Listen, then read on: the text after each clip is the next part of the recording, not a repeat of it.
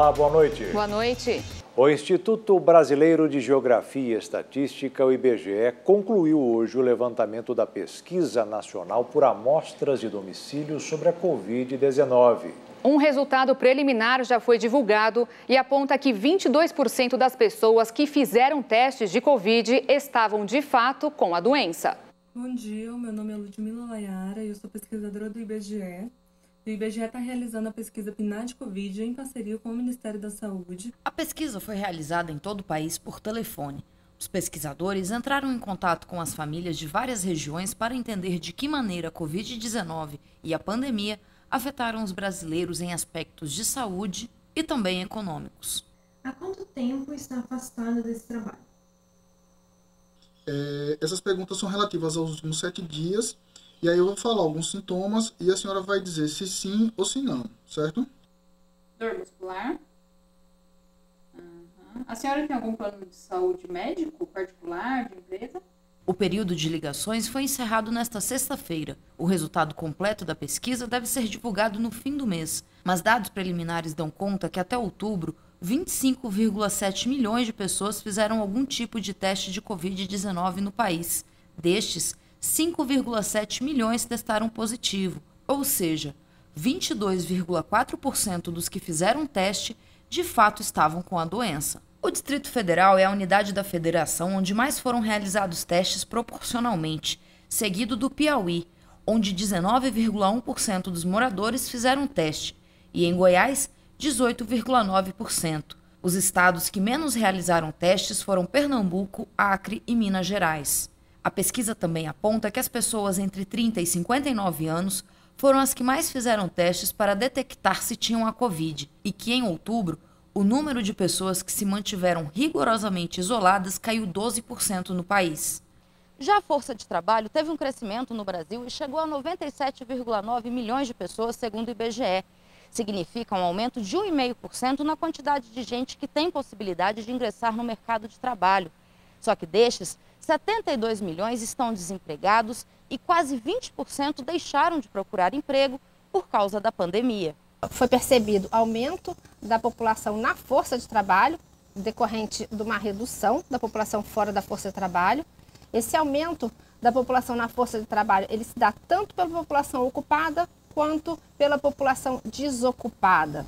Na população ocupada, a gente observou nesse período, aliás, desde julho a gente vem observando o aumento da população ocupada e da desocupada, mas a gente observou nesses últimos meses aumento não só da informalidade, mas também do emprego com carteira de trabalho nesse período de setembro para outubro. Contudo, a população desocupada ela cresce mais do que a população ocupada, fazendo com que a taxa de desocupação aumente, chegando a 14,1% no mês de outubro, a maior desde maio, que foi quando a gente começou a pesquisa. Já o número de famílias que receberam algum tipo de auxílio, seja de ordem federal, estadual ou municipal por causa da pandemia, teve queda entre os meses de setembro e outubro e atingiu 42,2% dos lares brasileiros, a maioria deles nas regiões Norte e Nordeste. Em relação ao auxílio emergencial, 42,2% dos domicílios, algum morador recebia o auxílio emergencial. As regiões Norte e Nordeste tinham esses percentuais acima da metade dos domicílios. O valor médio do benefício ficou em... A farmacêutica AstraZeneca vai investigar se o uso combinado de sua vacina com a Sputnik V da Rússia pode aumentar a eficácia contra o coronavírus. As duas vacinas são de tecnologia semelhante. A possibilidade de um melhor resultado ao combinar a vacina experimental contra a Covid desenvolvida pela AstraZeneca, em parceria com a Universidade de Oxford, com a Sputnik V, desenvolvida pelo Instituto Gamaleya na Rússia, vai ser estudada. O anúncio foi feito depois que os próprios desenvolvedores da Sputnik V sugeriram no Twitter que a combinação pode aumentar a eficácia da vacina. Os dois imunizantes usam um vetor viral e são aplicados em 2 doses. Nesse tipo de vacina, os pesquisadores usam um outro vírus modificado para introduzir parte do material genético do novo coronavírus no organismo e induzir a resposta do sistema de defesa do corpo. Os pesquisadores acham que o uso de 2 vetores diferentes para 2 injeções vai resultar em uma eficácia maior do que usar o mesmo vetor para as 2 injeções. O estudo que mostra a eficácia da vacina da AstraZeneca contra a Covid já foi publicado em revista científica. Segundo os dados, a eficácia foi de até 90% em voluntários que tomaram a dose menor da vacina. Já a Sputnik V ainda não teve seus dados de eficácia publicados em revista. Segundo pesquisadores, no fim de novembro, a vacina teve eficácia acima de 95%. O laboratório francês Sanofi e o britânico GSK anunciaram que a vacina que estão desenvolvendo contra a Covid-19 não ficará pronta até o fim do ano que vem. A afirmação foi feita depois de resultados abaixo do esperado nos primeiros testes clínicos e é um revés na campanha contra a pandemia. Em um comunicado, as empresas disseram que o programa foi adiado para melhorar a resposta imunológica nas pessoas mais velhas. Os 2 laboratórios esperam disponibilizar a vacina no último trimestre do próximo ano. O plano original era apresentar um pedido de licença no primeiro semestre de 2021 e disponibilizar 1 bilhão de doses, objetivo que não será possível. A Sanofi, que está desenvolvendo a vacina em parceria com a GSK, havia informado recentemente que esperava iniciar os últimos testes em humanos no fim de dezembro. O grupo farmacêutico francês é um dos principais produtores de vacinas do mundo. De modo geral, o desenvolvimento de uma nova vacina leva tempo e dinheiro. De acordo com especialistas do setor, são necessários 1 bilhão e 200 milhões de dólares e 10 anos em média.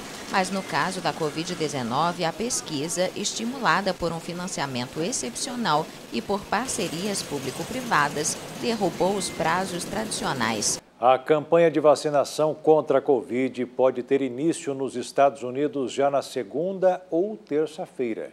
A estimativa foi feita hoje pelo secretário de Saúde do país, Alex Azar, que afirmou que a vacina Pfizer-BioNTech pode começar a ser administrada na população assim que for aprovada pelas autoridades reguladoras.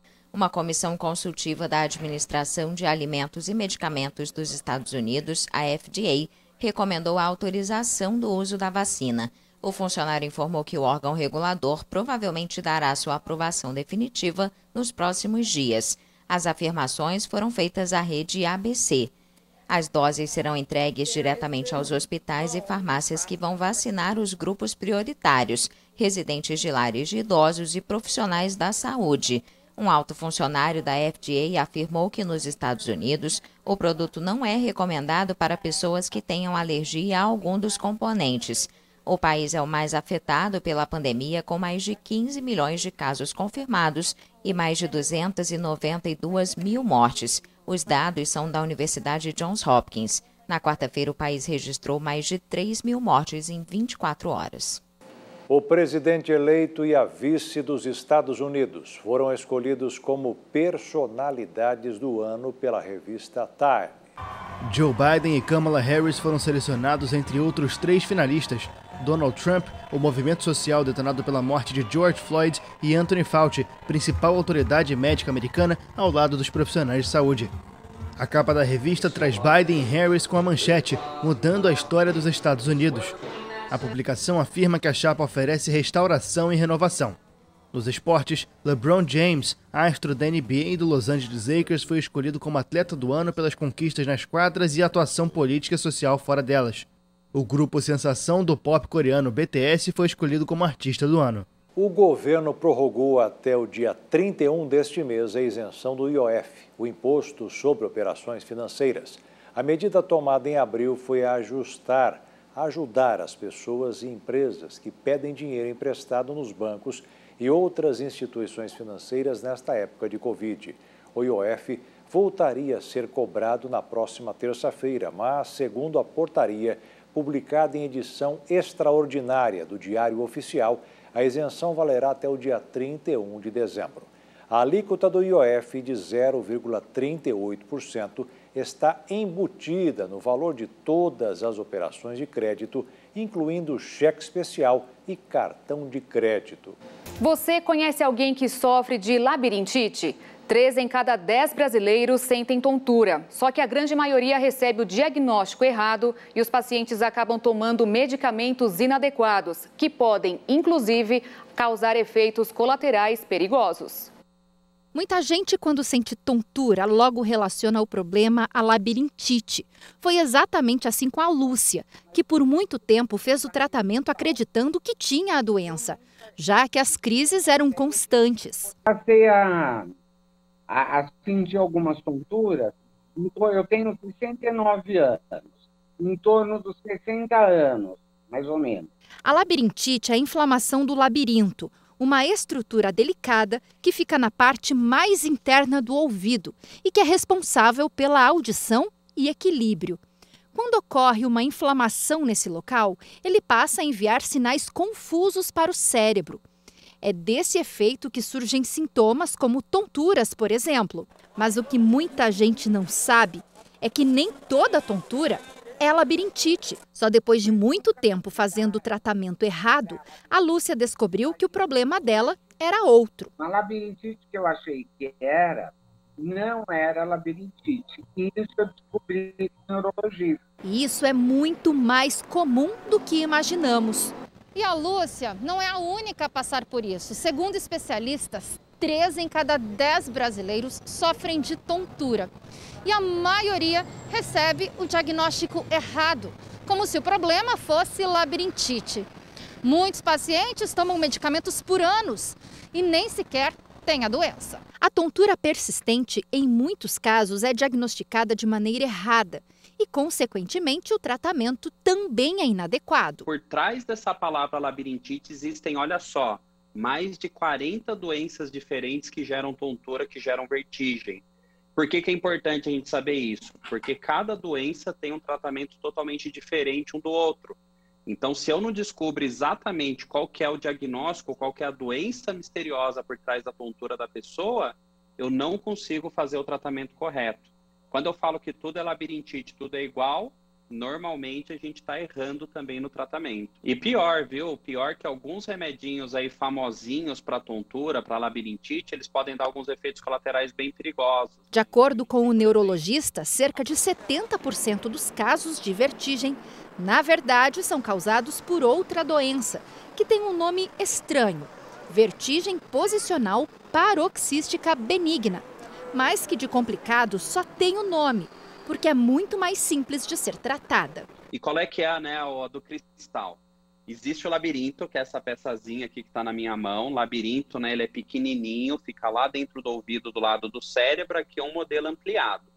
No interior do labirinto, bem no meio dele, no miolo, eu tenho cristalzinhos boiando numa espécie de gelatina. Moral da história, algumas vezes os cristais escapam para esse canal aqui, onde não deveria ter cristal, e pronto, vem as crises de vertigem. Mas qual que é a grande mágica por trás dessa doença? Por que é importante a gente conversar dela, né, e levar essa informação para você que está vendo a gente? Porque a labirintite dos cristais soltos, ela resolve sem remédio. Eu faço manobras com a pessoa, movimentos especiais com a cabeça da pessoa no próprio atendimento médico, e eu consigo varrer aqueles cristalzinhos de volta para o lugar e voilá, tratada a doença. Diagnosticar a vertigem corretamente evita não só o tratamento inadequado, como devolve o quanto antes a qualidade de vida para quem está sofrendo com a doença. Ter tido esse diagnóstico com esse neurologista logo que começou, há 10 anos atrás, nossa, eu teria ganho muito mais qualidade de vida. Foi inaugurada em Campo Grande, no Mato Grosso do Sul, a biofábrica de mosquitos Aedes aegypti modificados.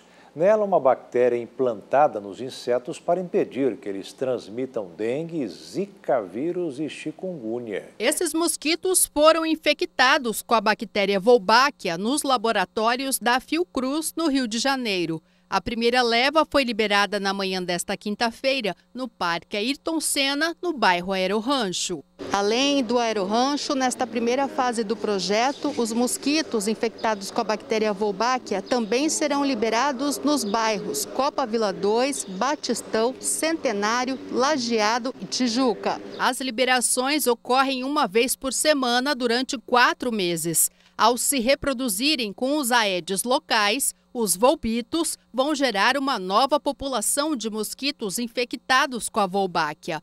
A bactéria, presente em 60% dos insetos na natureza, impede que os vírus da dengue, zika, chikungunya e febre amarela se desenvolvam no mosquito. Começamos no Rio de Janeiro, na cidade de Niterói, onde no primeiro estudo, no estudo piloto inicial, tivemos uma redução de 70% da transmissão de algumas arboviroses, e isso é extremamente importante. A próxima leva de mosquitos será infectada com a Wolbachia, aqui mesmo em Campo Grande, na biofábrica instalada na sede do Laboratório Central, inaugurada hoje pela manhã. A inauguração da biofábrica é a distribuição que vai ser feita em 9 bairros da cidade, começando aqui pelo Aeroarranjo Guanandi e chegando a outros bairros da cidade, para que a gente, ao longo de 2 anos, possamos verificar realmente se aqui no Mato Grosso do Sul nós vamos ter a diminuição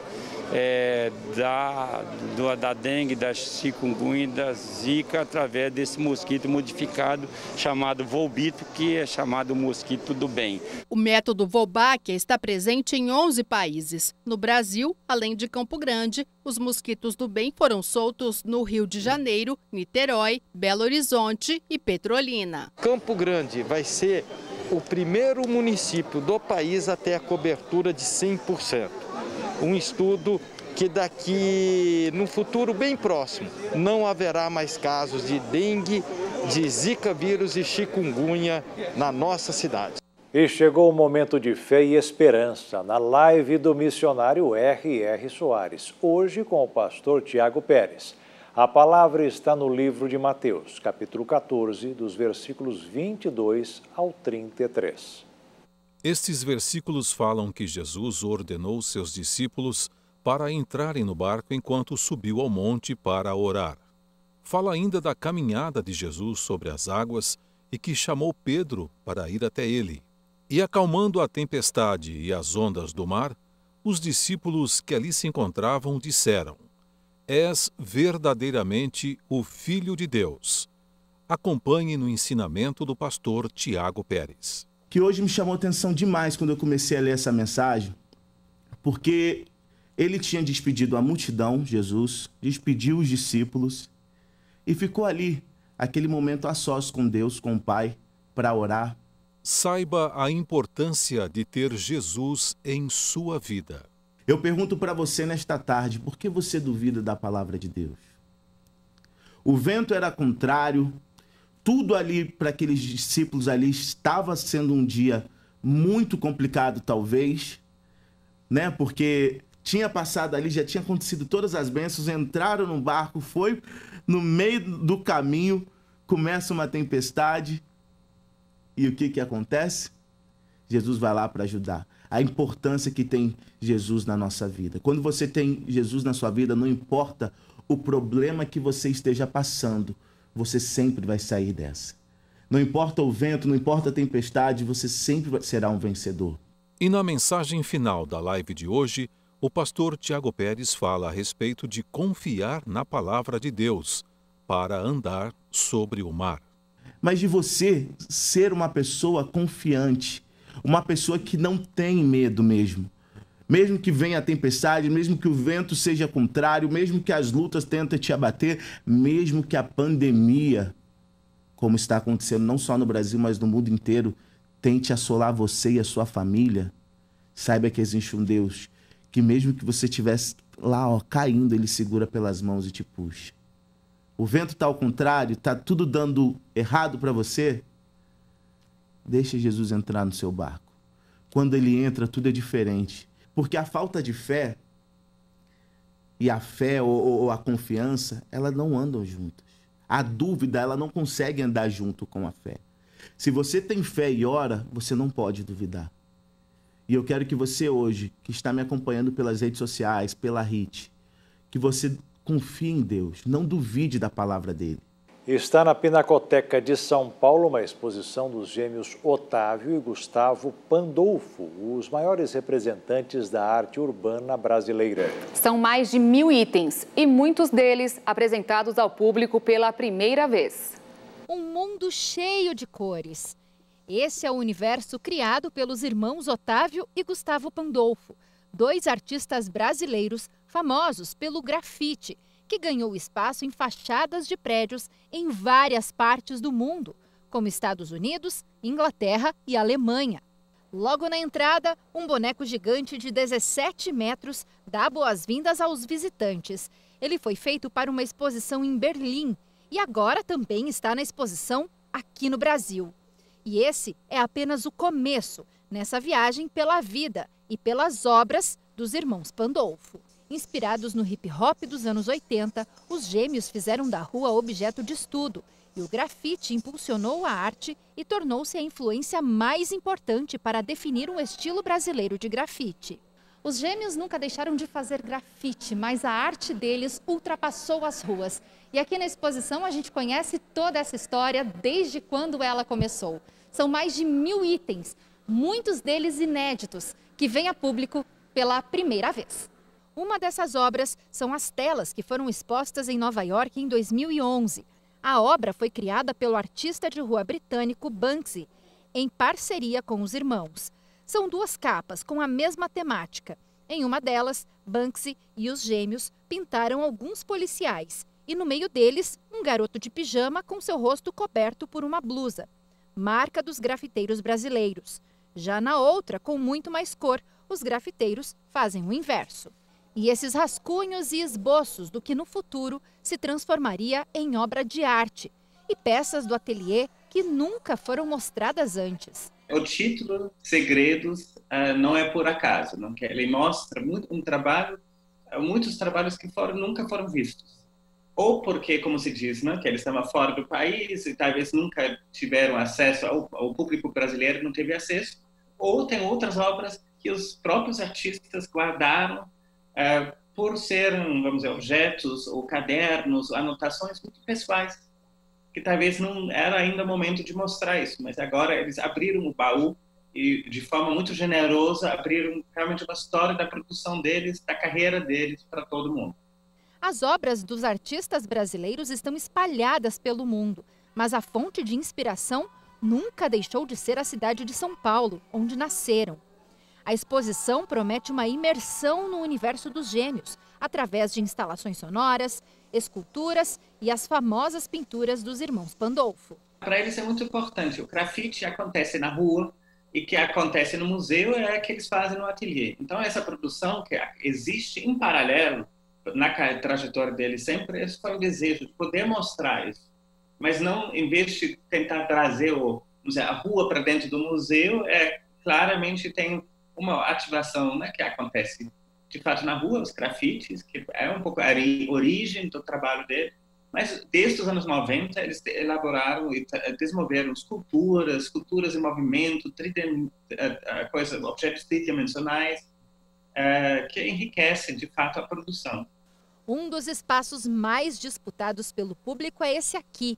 E como quase tudo que eles fazem é cheio de cores, esse espaço na exposição é bem lúdico. E essa escultura que está bem no centro é uma Kombi, transformada pelos artistas numa grande escultura que nos convida para uma viagem nesse mundo multicolorido dos irmãos Otávio e Gustavo Pandolfo. Eu não conhecia e me agradou estar conhecendo. Gostou de alguma coisa aqui em especial, das cores, né, das figuras? Então, eu gosto do traço, né, que ele é bem simples, assim, bem subjetivo para você realmente analisar. Eu achei bem legal. O mais interessante é como eles trazem essa referência do urbano e das ruas, né, do grafite. A intenção deles, né, realmente não é trazer o grafite para o museu, mas é incorporar alguns traços do grafite, né, dentro do trabalho deles. Eu acho isso maravilhoso. Eu moro em São Paulo há 45 anos. Então, nesses 45 anos, olha, até me arrepiei. Eu vi tudo gravado aqui em cada trabalho dos gêmeos. Apresenta muito bem a cidade de São Paulo. Muito bem. Vou passar para os amigos meus que moram até fora do país para que eles vejam que trabalho bonito, elegante, né? E curioso. Muito criativo. A exposição fica em cartaz até dia 22 de fevereiro de 2021, de quarta a segunda-feira, das 2 da tarde até as 8 da noite. Lembrando que, por causa da pandemia, os ingressos são com dia e horário marcados somente pelo site pinacoteca.org.br. E o Jornal das 22 está chegando ao fim. Eu quero dizer que eu saio de férias na segunda-feira e retorno no comecinho de janeiro. Enquanto isso, a Beatriz do Vale me representa muito bem aqui no Jornal das 22. Boa sorte para você, viu, Aproveita, viu? Boas Se férias. cuida, não esquece das máscaras e outros procedimentos. Com certeza, álcool, sempre. Tá bom. E o Jornal das 22 termina aqui. Uma boa noite para você. Fique na paz. Tchau.